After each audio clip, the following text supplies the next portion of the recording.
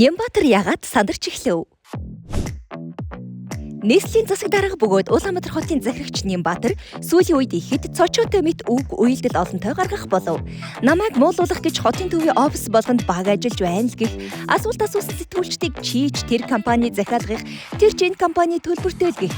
Тэгснэ гинт юу болог мэр зөөлөрч ерөн би гутсан нохой болгонд руу чулуу шидэхгүй л гин. Мөн хэвлийнхэнд таатай бус ханддаг гэдгээрээ зартаа тэрээр гинтэл хэд ярилцлагыг нэвтрүүлэхт оров.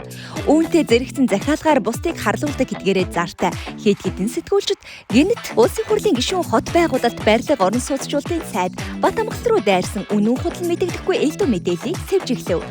Удалгүй мах хулгаад алдагдсан байна гэхэд юу гуй гэдэг онгоо шиг Нямбатар ч өөрөө гарч ирэн Батамгалт руу дайрсан зүйлсийг жиргэнд бичих нь тэрэ.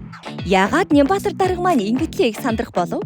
Тун удахгүй нийслэлийн Монгол Ардын намын хороо хуралдаж даргаа сонгох юм байна. Нийслэлийн Монгол Ардын намын хорооны гишүүдийн дийлэнх нь нэгэнт Монгол Ардын намдах нүүрсчдийн бүлэглэл нуран унж хуулийн байгууллагад шалгагдж байгаа учраас тэдэнтэй ойр хамтран ажиллаж байсан Нямбатарч намын ажлаа өгөх нь зөв гэж үзэж буй гин. Нөгөө талаас нийслэлийн Монгол Ардын намын хорооны даргад Батамгалан дэмжих жирийн гишүүдийн тоо олон байгаа бололтой. Иймээс ч намын гишүүдийнхээ шаардлагаас айсан Нямбатар өөрийгөө магтаж нэг өрөөлийг муулж нэг үзэж байгаа бололтой.